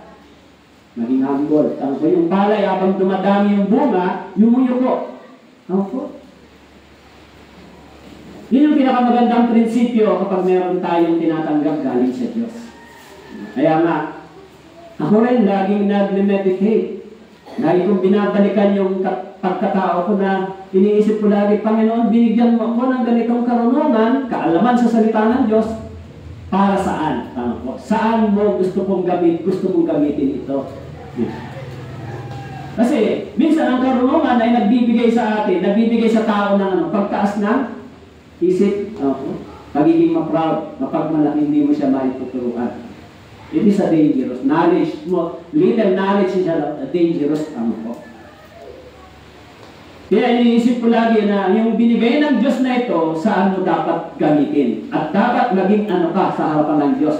Dati wala kang alam, ngayon marami kang alam, ay dapat mas lalo kang matakot sa Panginoon. Bakit po? Mas maraming alam, mas malaki ang iyong pananagutan. Yan ang Biblia. Kaya tayo, pag tinuruan tayo ng salita ng Diyos, dapat natin gawin yun. Yung sabi po, sa Proverbs chapter 16 verse 3, italaga mo sa Panginoon ang iyong mga gawa at magiging matatag ang iyong mga panukala. Sabi, italaga mo sa Panginoon ang iyong mga gawa. Sa Awit chapter 25 verse 9, sabi po, pinapatnubayan niya ang mapagpakumbaba tungkol sa katwiran at itinuturo sa mapagpakumbaba ang kanyang daan. Sa Awit chapter 25 verse 9, sabi po, yung mga taong humble, pinapatnubayan ng Diyos. At sabi po dito, itinuturo sa mapagpakumbaba ang kanyang daan. Kaya kung tayo ay humble, kung tayo ay teachable, sabi po ng Biblia, matatanggap natin ito. Itutuwid tayo ng Diyos sa tamang direksyon. Minsan hindi natin alam yung nilalakaran natin ay mali. Tama po? At minsan nalalaman na lang natin mali sa dulo kapag mayroon ng resulta. Tama po? Ako, marami akong experience na gano'n, na nagdesisyon ako nang hindi ako kumonsulta sa Diyos. Kaya yun ay naging regrets at pinagsisihan ko ng maraming beses. Kaya napakahirap ng isang desisyon na ginagawa ng tao kung walang karunungan galing sa Diyos. Yan sabi po dito, kung tayo ay mapagpakumbaba, kung tayo ay teachable and humble, tuturuan tayo ng Diyos. Dadalhin tayo sa tama. Dadalhin tayo ng Diyos sa mabuting direksyon. At makakakuha tayo ng favor sa Diyos at sa tao. Kaya sa Awit chapter 32 verse 8, binanggit po, aking ipapaalam at ituturo sa iyo ang daan na dapat mong lakaran. Papayuhan kita na ang aking mga mata ay nakatitig sa iyo. Ayan ang promise ng Diyos. Sabi niya, aking ipapaalam at ituturo sa iyo ang daan na dapat mong lakaran. Papayuhan kita na ang aking mga mata ay nakatitig sa iyo. Yun yung pangako ng Diyos. Sabi, ipapaalam, ituturo, papayuhan ka. Yun yung guidance ng Diyos, gabay ng Diyos sa atin. Napakaganda ng mga sinasabi dito, yung promise. Gusto natin lumakad ng may pagpapala at pagtatagumpay. Ito yung sikreto, sinasabi ng Biblia. Pero maraming mga tao, ayaw nilang lakaran ito na parang iniisip nila, mahirap yan. Pero gusto nila ng tagumpay at pagpapala. Yung tagumpay at pagpapala na walang kasamang kapalisahan, yun yung tinuturo ng salita ng Diyos. Okay? Kaya sa verse 7 and 8, okay? Binanggit po dito sa verse 7 and 8, ano po ang sabi? Huwag kang magpakapantas sa iyong sariling mga mata. Okay. Oh, sorry, Proverbs chapter 3 verse 7, opo. 3:7 verse 8, huwag kang magpakapantas sa iyong sariling mga mata. Matakot ka sa Panginoon at kasamaan ay lumayo ka. Sa verse 8, Proverbs chapter 3 verse 7 and 8, sabi, huwag kang magpakapantas sa iyong sariling mga mata. Matakot ka sa Panginoon at kasamaan ay lumayo ka. Ano ang magiging resulta sa verse 8? Ito yung magiging kagalingan sa laman mo at kaginhawaan sa iyong mga buto. So ito po yung healthy body. Tama po? Tama po? Health. Sa verse 8, binabanggit yung ating body, health. Magkakaroon ka ng good health. Tama po? Sabi rito, huwag kang magpakapantas sa iyong sariling mga mata. Matakot ka sa Panginoon. Sasamaan, lumayo ka. Magiging kagalingan sa laman mo. Magiging kagalingan sa iyong laman. Bibigyan ka ng Diyos ng tinatawag na healthy body, refreshing your physical body. Ano po? Kaya, sa totoo lang, kami rin, yung pagkakaroon ng body, actually, sa Catanduanes, isang beses ko lang naalala, pumunta kami sa ospital. Nung si Sister Lodi, nung binagyo kami, si Sister Lodi din nakatulog, magdamag, inatake ng high blood. Pero that time, walang ospital na mapuntahan dahil lahat nawasak. So, na-checkuhan namin yung Red Cross, nakatambay sa isang lugar, doon kami pumunta. Kasi yung mga ospital din, walang mga nurse dahil mga bahay din nila nasira. Yun lang yung naalala ko na kami ay naghahanap ng ospital. Pumunta kami sa ospital para magpa-general check-up, executive check-up, kumusta yung physical body, sa biyaya ng Panginoon. Bihirang-bihira. Dito, simula nang pumunta kami dito, isang beses pa lang ako nagpunta sa ospital dito. Ilang taon na po kami dito, mag-aapat na taon na, pero isang beses pa lang. So, kung ganito, bibigyan tayo ng Diyos ng healthy body. Tama po? Sabi niya, ano yung susi? Huwag kang magpakapantas sa iyong sarili. Huwag kang magpakapantas. Huwag kang masyadong magpakatalino sa iyong sarili. Ang mga bagay, alam mo. Sa iyong sariling mata, matakot ka sa Panginoon. Sa kasamaan ay lumayo ka. Ano yung ibibigay ng Diyos? Magiging kagalingan sa iyong laman. Bihira ka magkakasakit. Ano po? Kung ang mga tao lagi nagkakasakit, ano ang unang-unang problema? Pera. Ano po? Pera lagi. Na hindi naman ito isinasama sa budget, sa pag-iipon. Tama po? Siguro, ang iba, nag-iipon pambili ng cellphone, pero hindi nagtatabi para sa health. Mag-iipon ako pera para makabili ng ganito. Pero pagdating sa kalusugan, mas maraming Pilipino walang ganitong plano. Tama po? Kaya lang nyo, nung hospital ang mother ko, nakawa ako dun sa first time ko na-witness, ganito pala itsura ng mga senior citizen pa naman sa Dasma, sa Dasma. Nandun sila sa parang emergency area, emergency yun, pero doon lahat yung mga matatanda, lahat ng mga may sakit. Kasi punong-puno na sa ako. Kaya parang lumong-lumo ako, tinitignan ko yung kasi nung na-hospital ng nanay ko nung nakaraan, makikita mo yung kalagayan ng mga senior citizen. Kaawawa talaga sila. May mga Texas, nandun na sila, nakaupo sa wheelchair. Wala nang lugar sa loob. So kaya kung hindi tayo bibigyan ng Diyos ng kalusugan, Maubos yung kayamanan mo. Ano po? Yung pera mo, maubos. Pambili ng gamot, pambayad sa ospital, maubos. Kaya, kung walang ganong ibibigay ang Diyos sa atin, nakakuha ng pera. Kung yung iba nag-iisip, hindi ako namatay sa sakit, namatay ako dahil walang pera pambayad sa ospital. Ano po? Mamamatay ka dahil saka iisip, saan ka kukuha ng pambayad sa ospital? Yun ang magiging ikamamatay ng pasyente. Yan po yung nangyayari. Tama po. So, sabi ng Biblia, gusto mong magkaroon ka ng healthy body? Ito, yung susi. Huwag kang magpakapantas sa iyong sariling mata. Matakot ka sa Panginoon sa kasamaan mo ngayon ka. Bibigyan ka ng Diyos ng kalusugan. Ibibigay ba ng Diyos yun? Ibinigay nga ng Diyos yung kaligtasan eh. Tawa po. Ibinigay nga ng Diyos yung mga bagay ng material. Bakit hindi yung kalusugan? Pero kailangan nating sundin yung sinasabi ng salita ng Diyos. Tawa po. Kaya kung kayo sa edad nyo, ganyan, malakas pa kayo, 70 plus, malalakas pa kayo, ay mapalad kayo. Tapos Kristiyano pa kayo. Tawa po. Yan ay pinakadakilang biyaya ng Diyos. Kahit may pera tayo, kung hindi naman tayo malusog, kung nakaratay naman tayo, kung ginagamot na lang tayo, kung tayo ay, anong tawag dito, nililinis yung dugo, anong tawag dyan? Chemotherapy, dinadialysis, kahit may pera kayo, is useless, tama po? So, hindi ba hindi maraming pera mo, tapos matanda ka na, pero malakas ka pa rin. Nakakapakinig ka, nag-aaral ka, naririnig mo pa yung biyaya at salita ng Diyos, mas mapalad ka kaysa mga taong gano'n ang kalagayan. Mapalad tayo. Mapalad kayo. Kahit gano'n na yung edad na nagpas na sa gano'n, hindi kayo laging nasa ospital. Ano po?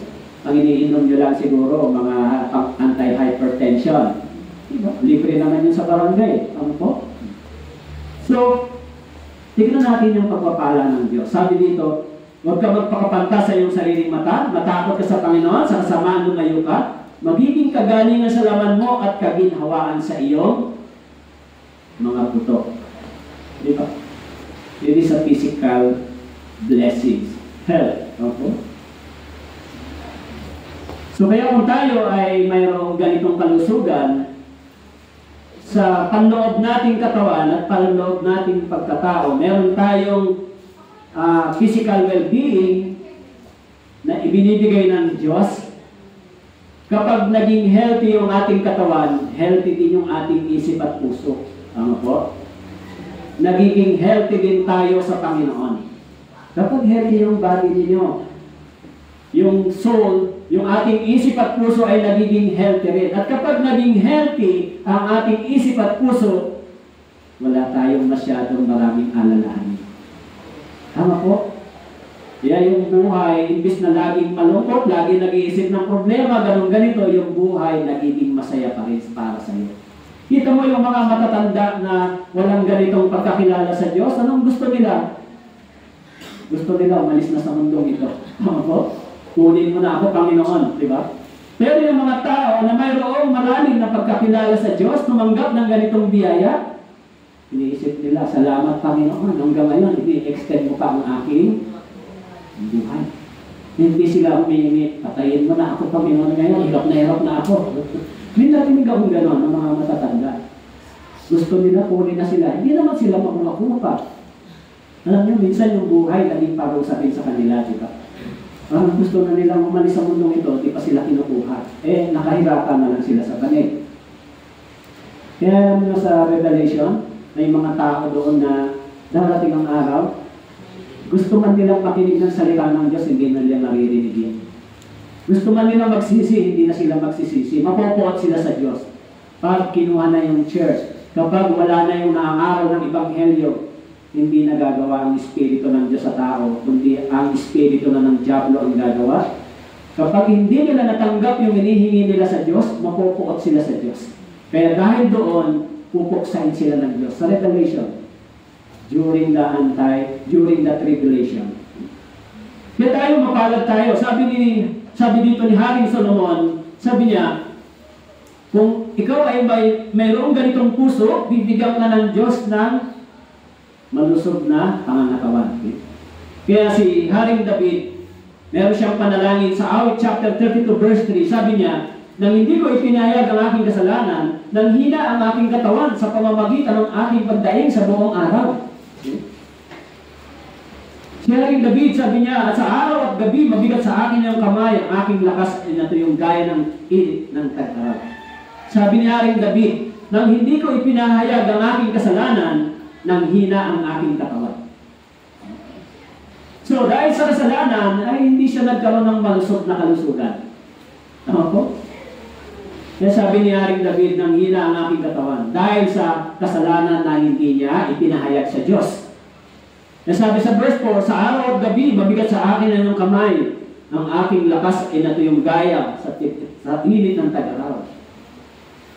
Kaya kapag tayo ay mayroong sin, nagiging mabigat yung ating puso, magiging magulo ang ating isipan, nawawala yung kagalakan sa atin, yung peace of mind. Hindi ba, ang mga taong nabubuhay sa kasalanan, walang kapayapaan, lagi silang nagtatago. Tama po? Lagi silang, ay baka mahuli ako.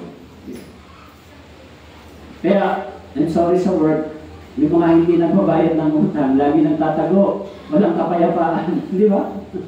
Tago ka ng tago. Ako, nandiyan na. Tatago ka na. Di ba? Nung dati, nung ako po ay nagtrabaho sa bangko, sa microfinance, ganun. Ang trabaho ko po doon ay naging supervisor ako, nagle-lecture ako sa mga palisiya ng mga naglo-loan sa bangko. So pag naka-loan na sila, tapos mga ilang buwan lang, hindi na sila makakabayad. So yung aming tauhan, pag tinawag na ako, sir, samahan mo ako kasi di ko na mahanap yung tao. Kasi pag pupunta ron, laging wala. Siguro nagbibilin kahit nandun sa loob ng bahay. Pag may pumunta, sabihin mo, wala ako kahit nandun sa loob ng bahay. Pag may maniningil na. So, wala silang peace of mind dahil sa ganang sitwasyon. Kaya tayo din, kung may sin, mga brothers and sisters, nawawala rin yung peace of mind, yung joy sa Panginoon. Alam ba ng Diyos yun? Ha? Alam ba ng Diyos? Alam ng Diyos.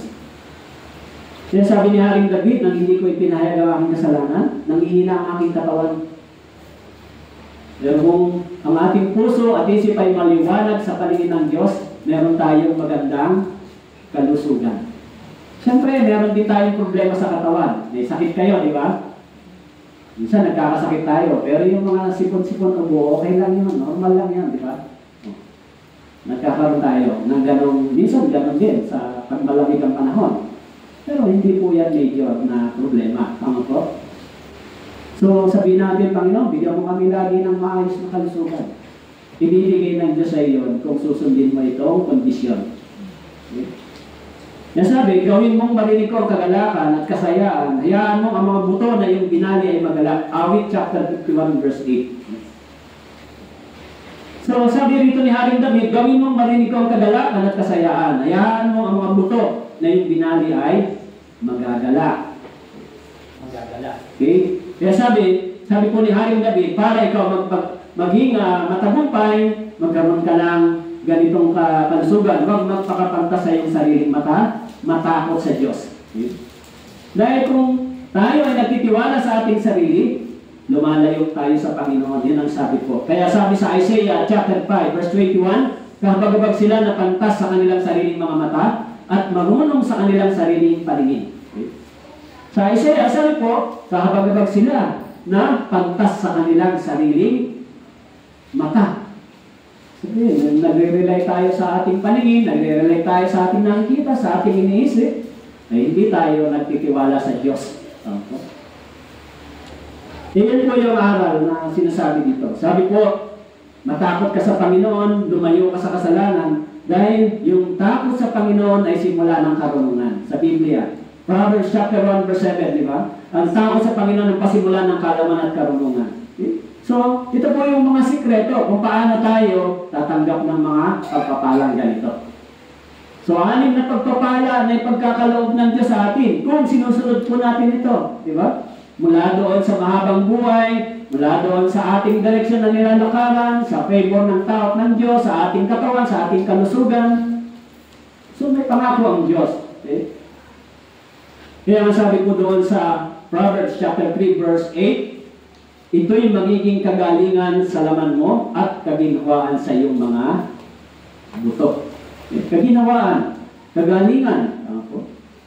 Kaya kung meron tayong Diyos na ganito, pinagtitiwalaan, mga brothers and sisters, ito yung pinakamasarap na buhay na nagtitiwala sa Diyos. Sa Proverbs chapter 4, verse 22, ang sabi po, sapagkat sa mga nakatagpo sa kanila, ang mga ito'y buhay at kagalingan sa kanilang buong katawan.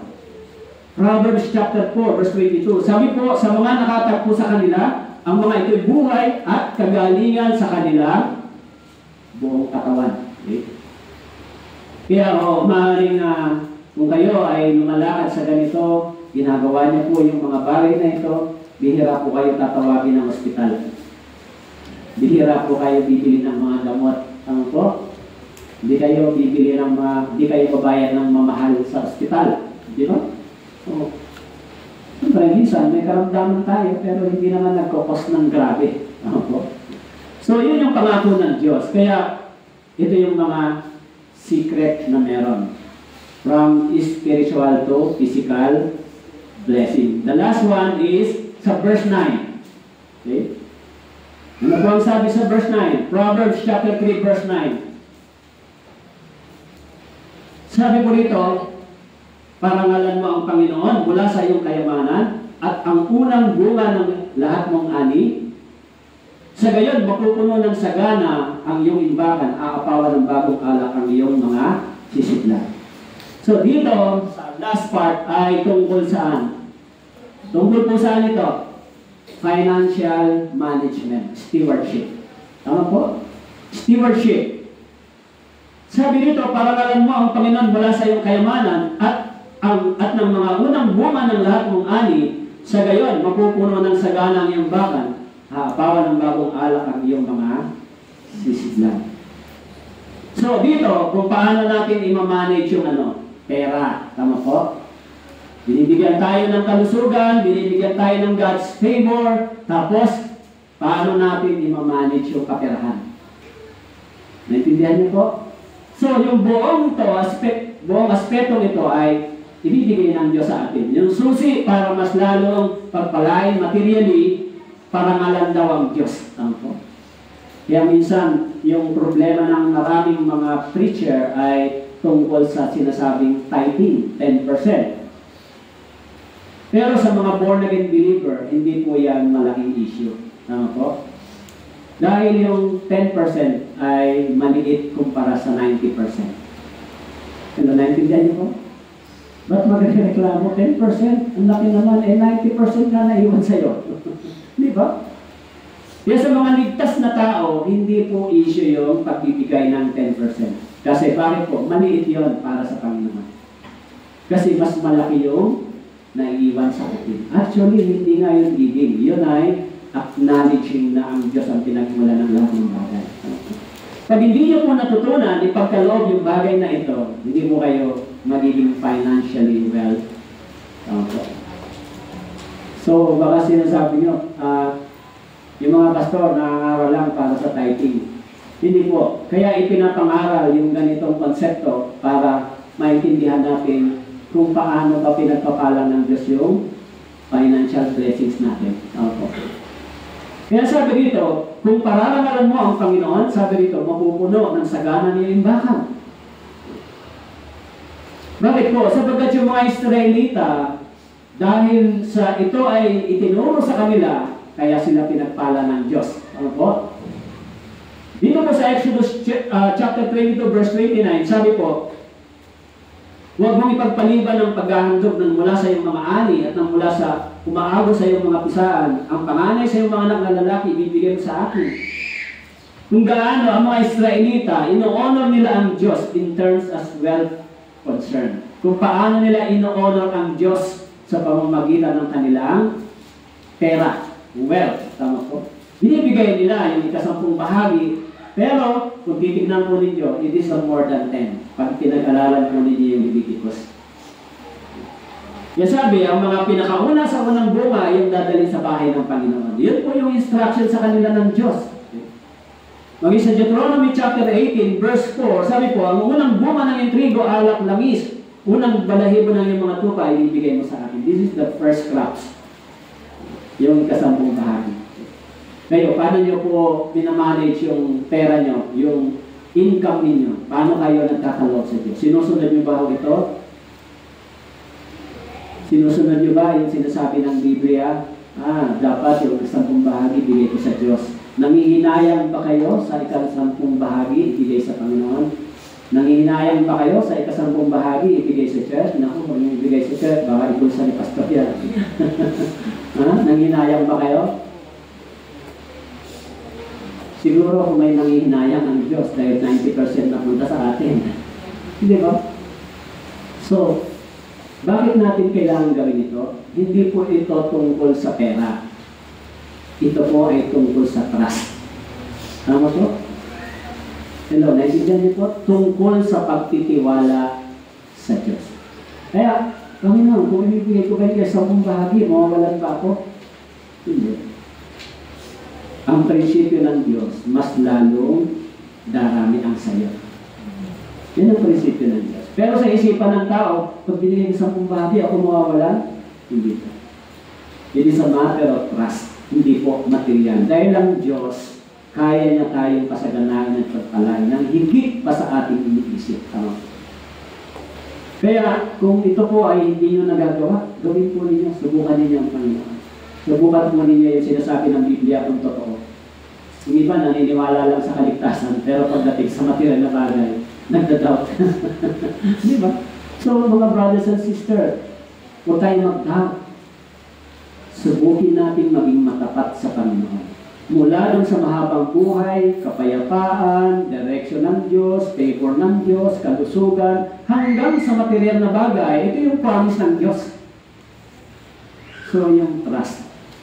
Magtiwala tayo sa utos at sa salita ng Diyos, mga brothers and sisters. Tandaan po niyo yung utos na ito. So, 6 na binanggit ni Haring Solomon dito sa chapter 3 na blessings na pwede nating makuha. Tama po? According doon sa condition ng Scripture. Tama po? Number 1, sabi doon, you will have a length of life. Kakaroon ka ng habang buhay. Paano? Ingatan mo, huwag mong kalimutan ang utos ng Diyos. Magkakaroon ka, pangalawa ng peace, kapayapaan. Tama po? Yung kapayapaan, hindi po nakukuha sa pamamagitan ng pera. Yung peace na ito ay inner peace. Panloob ng kapayapaan. Okay? Pangatlo, sabi niya, you will find favor and success in the sight of God and man. So magkakaroon ka ng success, tapos favor in God's sight. Hindi ba? Depende doon sa mga kondisyon na ibinigay niya. Pangapat, sabi dito, He will make straighter paths in God's will. Yung lakad mo ay mapupunta sa lakad ng nais at kalooban ng Diyos. Yung lakad. Lalakaran mo yung kalooban ng Diyos. Kaya sa Awit chapter 23, hindi ba? Yung pag-aakay ng Panginoon sa atin, papunta saan? Papunta doon sa magandang pastulan. Ano po? Yung lakad natin, ginagabay tayo ng Diyos. Panglima, your body receive healing, refresher by the words of God. Nagiging healthy yung ating kalusugan, nagiging maayos yung ating physical na katawan. Kung sabi dito, matakot ka sa Diyos, lumayo ka sa kasamaan. Ano po? So kung tayo ay mayroong ganitong katawan, masaya tayo. Tama po? Hindi tayo masyadong nagkakasakit. At panghuli, sabi po dito, sa faithfulness to honor Him, yung magiging resulta ay prosperity and satisfaction. So, ang sabi dito, pag pasasaganain ka ng Diyos, ang sabi dito, i-honor mo yung Diyos sa unang ani ng iyong mga bunga. Pasasaganain ka ng Diyos. Kaya yung 6 na pagpapalang ito, mayroong kondisyon. Tama po? May kondisyon. Sikapin po ninyo. Subukan po ninyong sundin ito. Narating mga araw, sasabihin nyo, talagang ang Biblia ay hindi nagsisinungaling sa akin. Tama po? Dapat may experience po ninyo yun bilang mga anak ng Diyos. Kaya, binanggit doon, sumingit tayo. Sabi doon, my son. Tama po? My son, do not forget the law. Ibig sabihin, kung iisipin natin, my son, sino ang nagsasalita sa akin? Ang tatay ko sa langit. Tama po? Sabi niya, my son. Anak po ba kayo ng Diyos? Anak po kayo ng Diyos. Hindi ko kasali, anak sa labas. So, yung tinutukoy dito na my son, yung mga born again, believer, mga anak ng Diyos. Ako, do not forget the Lord. Gusto mo ng blessings, gusto mo ng ganito, yun yung susi. Kaya ang Biblia, hindi lang lagi nagtuturo puro sakripisyo, may pagpapala ang Diyos sa atin. Matutunan lang natin itong susundin. Okay po? Tayo manalangin. Ang manaming Diyos, maraming salamat po sa mga pangako po ninyong ito. At naniniwala po kami na ang inyong salita ay 100% na tama at dapat namin maisagawa at sundin. Tulungan niyo po yung mga brothers and sisters na narito na nakinig. Nawa po, Panginoon, masubukan namin ito upang ang kapangyarihan ng salita ng Diyos ay maranasan po namin sa pamamagitan ng pagsunod po namin sa inyo. Salamat po, ito po aming dalangin sa pangalan ni Jesus.